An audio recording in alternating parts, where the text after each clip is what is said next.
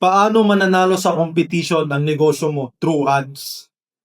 Paano ko mapapalakasin ang negosyo mo? Ito yung mga ginagawa ko sa mga clients namin para ma-dominate ang market through ads. Number one, ad strategies. Kahit anong industriya, dapat may strategy ka. Ipapakita ko sa iyo at ipapaintindi for the next 3 months kung ano ang gagawin nating ad strategies para sa negosyo mo.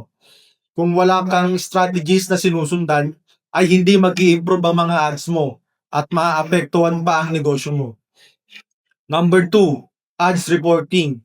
Kapag kami ang nag-handle ng ads mo, gumagawa ako ng customized reports based sa business ni client.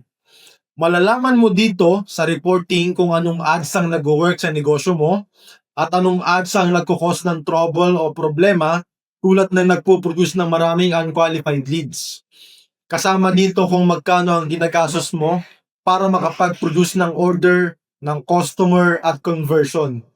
And if you have clients or customers already, mas madali nating tuturuan yung ads mo kung sino yung tamang tao na dapat hanapin ng ads mo.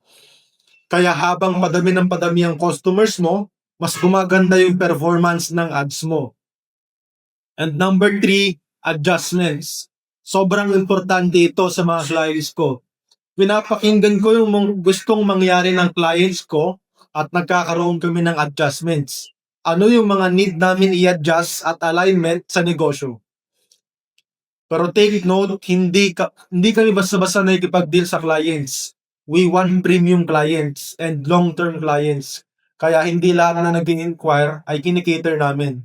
Kasi meron rin kaming standard when it comes to client. Ito yung sample reports na pinapakita namin sa mga clients namin. Super transparent niyan and sobrang nakakatulong to sa negosyo nila para magkaroon kami ng adjustments kung alin yung mas nag-work sa negosyo nila.